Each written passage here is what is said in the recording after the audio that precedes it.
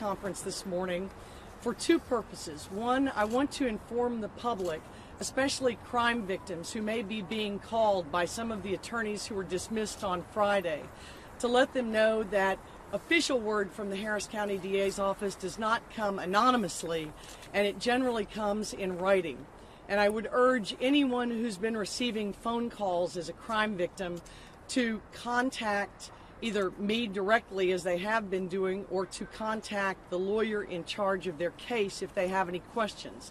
As far as the status of these cases, all of the cases handled by the Harris County District Attorney's Office, whether initially handled by one of the prosecutors who was not invited to return on January the 1st, will be handled professionally and in due order without unnecessary delay.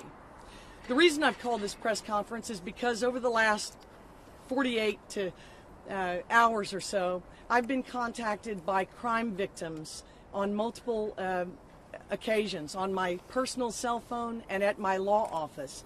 The crime victims range from a sex trafficking victim who told me that her case was pled very low to a very low amount, and that the prosecutor who did it asked her to call me and complain because he had been fired, the same prosecutor who evidently disposed of the case. That individual was identified as Justin Kiter. I had a rape victim's mother call me from New York to say that she had received information from VINE, the Victim Notification Service, that the offender was being released. Unfortunately, she was not contacted by the prosecutor handling her case, who she identified as Nick Socius. I received another phone call late last night from a woman whose daughter was involved in a capital murder. Her report was that she had received an anonymous phone call from a person identifying themselves as a prosecutor who made allegations that were political in nature and also gave her misinformation about the status of her case. These actions, and that woman, because the person was anonymous who called, I asked her who was handling the case, and she named the prosecutor as Gretchen Fladen. Also evidently a domestic partner of Nick Socius's. I would suggest that none of these individuals who are crime victims, who are hurting, should have been contacted in this way by anyone representing the Harris County District Attorney's Office. It's one thing to notify someone about a change in lawyers, a change in case status, but it's completely another thing to call people up, intentionally give them misinformation, political information, and suggest that they call me personally to complain about the way they were being treated. I would suggest this is not just unethical conduct, but possibly illegal conduct. I have written the First Assistant, Belinda Hill, this morning to complain of these actions and to ask Devin Anderson to stop any and all access by the named prosecutors to any official information, and to limit any other prosecutor who might take it upon themselves to follow in these people's footsteps. I will also say that there will be an investigation of these actions upon my taking office. I reached out to Judge Hill this morning because Devin Anderson has refused to meet with me since the election, despite unofficial and official requests. This is simply not professional. And the behavior of these prosecutors, and I don't want to paint everyone with the same brush because that's not fair, including many of the prosecutors who were not invited back. I do not have any evidence to suggest that they've been involved in any of this deliberate sabotage. But the people who've been named, there's enough information to go forward with an investigation the day I take office, and that's what I intend to do. I want to speak to the victims personally right now.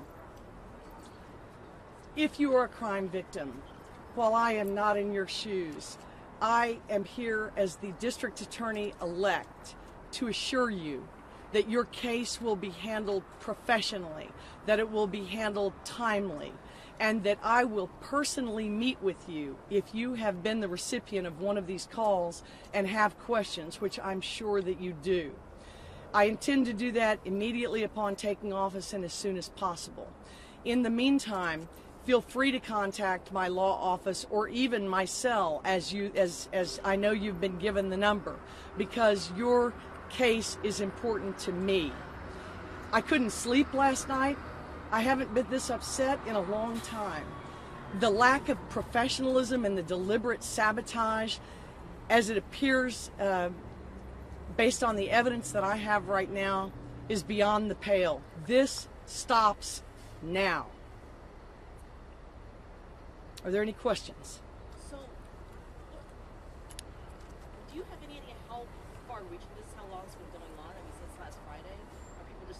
Are they just making up stuff? Or, The misinformation has ranged from claims that I will not prosecute their case at all to I will not prosecute the death penalty, a number of claims that are simply not true. I have not looked at any of these files. In fact, I've refrained as the DA-elect from commenting on pending cases, even as opinions have come down from courts on these pending cases, because it is within the power and responsibility of the elected DA, Devin Anderson, to conduct business as normal, professionally, until the day she leaves office. And I had hoped that she would do that.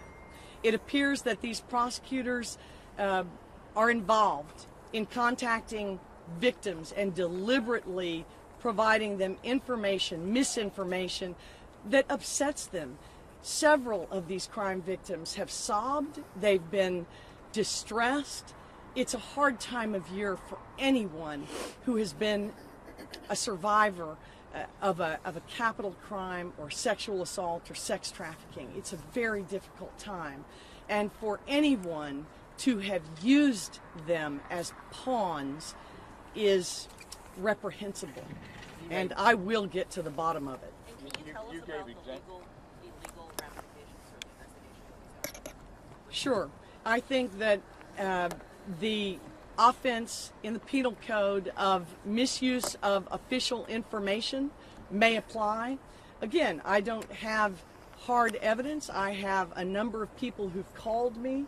Their testimony will be explored after the first of the year, and hopefully after I've had a chance to meet with them to reassure them personally of how important their loved ones are and how important these cases are to me and to the other professionals who work with me in the Harris County DA's office. This should not be a reflection on the good men and women who are assistant district attorneys. It appears that these actions have been taken by a few rogue prosecutors, but I don't know and won't be able to confirm to the public until I take power and actually can get a hold of the records, which I intend to do. John. How many? 3 names. Are those 3 that have not been invited to return? Yes, Nick Socius, Gretchen Flater, and Justin Kiter were not invited to return.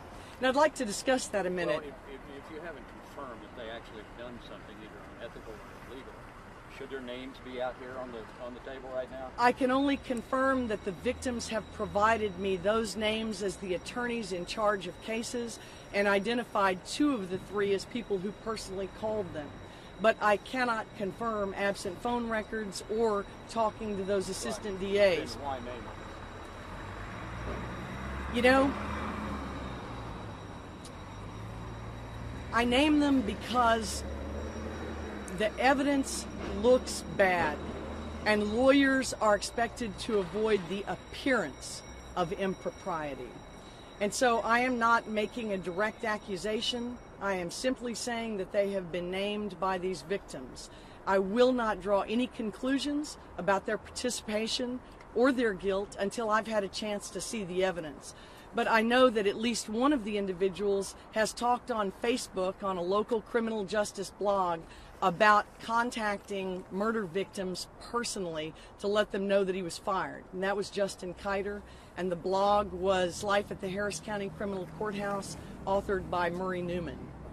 And how many crime victims have you heard from in total that have called you to complain about something? I've talked to 5.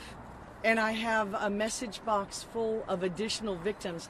I'm unable to tell you right now how many. It was unclear to me whether they were clients of the law firm, and until I began seeing a pattern in the calls, I said nothing publicly. Now, with Hyder's case, you said that it was split out. What did that have to do with? Why would it? I'm unclear. The woman who called identified herself as a victim of sex trafficking. She complained about the low sentence that the perpetrator against her had received. She named her prosecutor as Justin Kiter and stated that he had told her to call me if she had a complaint. And Nick is the prosecutor. I mean, just Mr. Socius is the same prosecutor who jailed a rape victim known as Jenny that was a prominent figure in the campaign. The campaign and the contest are over. I expect and have always seen professionalism in the district attorney's office of Harris County, and that's what I expected when I was asked by upper management to notify those individuals who would not be invited back who were employees. It was a courtesy to them to allow them to either resign or retire. That's why I made the announcement on Friday. In fact, I didn't ever release a list of names of those who'd been uninvited back. It appears that key personnel in the DA's office, the only people I sent the memo to, did that. And then there was a claim through social media and to the media that we had orchestrated some kind of press coverage for lawyers receiving notice. That's absolutely false. It appears that some of these individuals want to sabotage their cases. And I would issue a strong warning to those people that I will look into these cases, and if in fact official information that only assistant district attorneys had access to was used, and that misinformation was in fact given to these victims, then I will pursue wherever that investigation and the evidence leads. If a prosecutor's on the way out and that prosecutor calls complainants in coming trials to tell them I'm not going to be the prosecutor anymore, that would not be unusual or out Phil, I think that's how we've always done business and expected our lawyers to do business, to call people, to act in a professional manner and notify them that a new lawyer will be coming to take their case. None of these cases will be left unmanaged. It's ridiculous. The DA's office has never worked that way. You know, there were 37 people who were not invited back. There were 3 more that resigned before the memo went out, and there was 1 who was elected to office. That leaves roughly 290 other lawyers, plus those that I'm going to add to my staff, to handle these cases competently and professionally and with compassion. It's the use of victims as pawns by disgruntled employees that shows not just a profound disrespect for other people, but a lack of professionalism that won't go unaddressed.